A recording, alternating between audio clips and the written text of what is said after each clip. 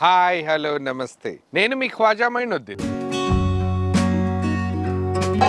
ముందుగా దీంట్లో పాలు పోద్దాం సరిపడా పంచదార యాడ్ చేద్దాం జీడిపప్పు బాదాం ఇంకా పిస్తా పౌడర్ దీంట్లో యాడ్ చేద్దాం 20 లీటర్ల పాలల్లో మనం 3 కిలోల ఖోవా యాడ్ చేద్దాం దీంట్లోనే కస్టర్డ్ పౌడర్ యాడ్ చేద్దాం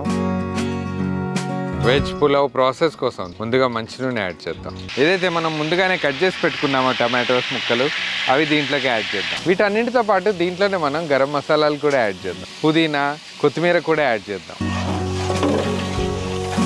ఆలుగడ్డ క్యారెట్ బీన్స్ బఠానీలు దీంట్లోకి యాడ్ చేద్దాం